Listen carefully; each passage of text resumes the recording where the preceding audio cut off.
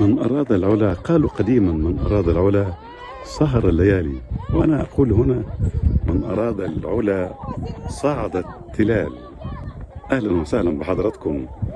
دوار تيجيت إقليم ورزازات، أحد المشاهد اللي أثرت في كثيرا والله. هؤلاء الشباب المصرون على الوصول، المصرون على النجاح، المصرون على تحقيق الذات. اهلا وسهلا بكم مرات من المرات، حيث دوري الصداقه في شهر رمضان. مجموعه من الفعاليات الرياضيه، لكن خاصه